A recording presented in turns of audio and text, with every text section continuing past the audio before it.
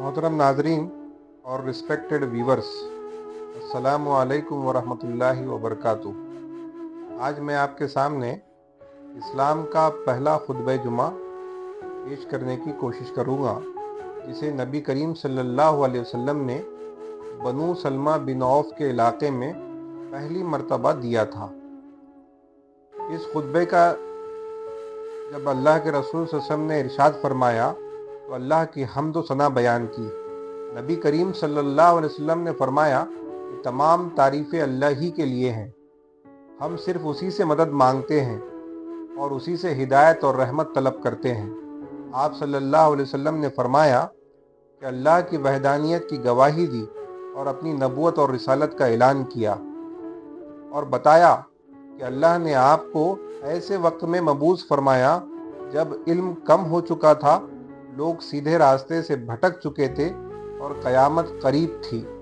फिर नबी सल्लल्लाहु अलैहि वसल्लम ने वाज़ेह अल्फाज में फरमाया कि जो लोग अल्लाह और उसके रसूल की इताअत करते हैं वही हिदायत याफ्ता है, और जो नाफरमानी करते हैं वो गुमराही और हद से तजावुज़ में मुब्तला है। इस खुतबे का मरकज़ी पैगाम तक़वा था, यानी अल्लाह का खौफ और उसकी रज़ा की तलब। नबी सल्लल्लाहु अलैहि वसल्लम ने फरमाया कि एक मुसलमान की तरफ से दूसरे मुसलमान को दी जाने वाली सबसे बेहतरीन नसीहत ये है कि वो उसे आखिरत की याद दिलाए और अल्लाह से डरने की तलकीन करे। आप सल्लम ने फरमाया कि जो शख्स अपनी ज़ाहिरी और बातिनी ज़िंदगी में सिर्फ अल्लाह को राज़ी करने के लिए अपना ताल्लुक़ दुरुस्त कर लेता है, अल्लाह ताला उसे दुनिया में भी इज़्ज़त अता फरमाता है और मौत के बाद भी उसके आमाल उसके काम आते हैं। उस दिन जब इंसान अपने नेक आमाल का सबसे ज़्यादा मोहताज होगा और चाहेगा कि उसके बुरे आमाल उससे बहुत दूर हो जाए। ये पहला जुमा महज एक नमाज नहीं थी, बल्कि उम्मत मुस्लिमा के लिए इत्तेहाद, मकसद और रहनुमाई का ऐलान था।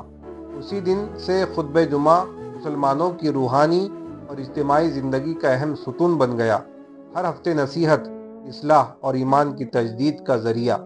जुमा हमें ये याद दिलाता है कि हम सिर्फ इबादत के लिए नहीं, बल्कि एक बेहतर और सालेह माशरा कायम करने के लिए भी पैदा किए गए हैं।